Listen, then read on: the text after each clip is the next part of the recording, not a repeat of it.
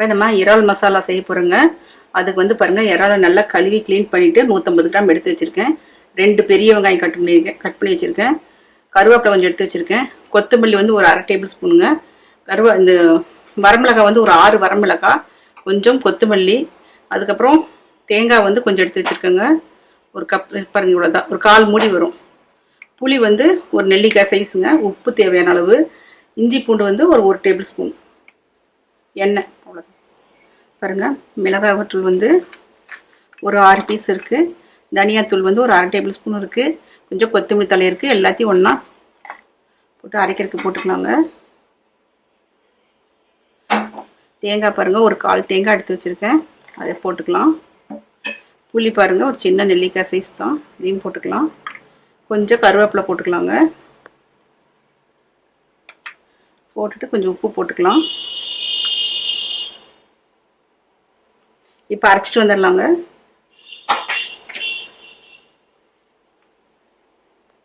பாருங்க, நல்லா நைஸாக அரைச்சி எடுத்துக்கிட்டாச்சு. இப்போ நம்ம என்ன பண்ணுவோம், மசாலாவை இதில் எடுத்துருவோம்.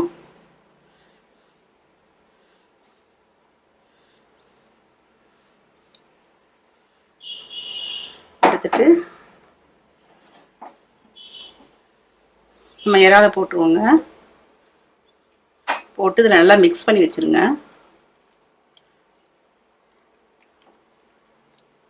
இது ஒரு 1/2 மணி நேரம் ஊறட்டுங்க.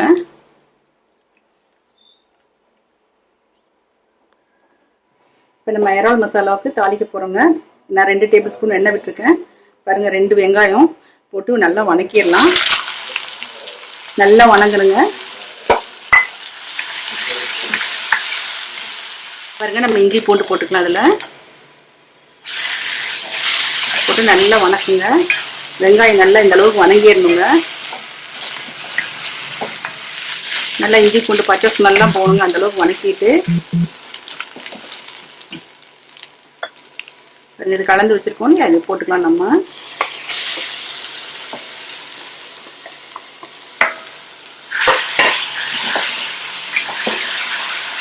இந்த அடுப்பை சிம் பண்ணிக்கோங்க.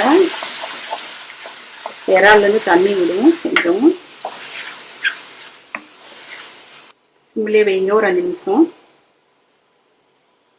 பாருங்க, நம்ம ஒரு டம்ளர் தண்ணி எடுத்து ஊற்றிக்கலாங்க. நல்லா இறால் வேகட்டும்.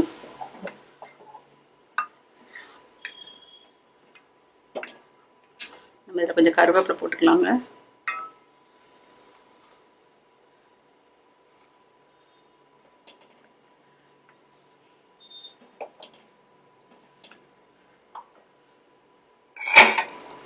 பாருங்க, நல்லா இறால் வெந்துருச்சு. இப்போ நமக்கு ரெடி ஆயிடுச்சுங்க.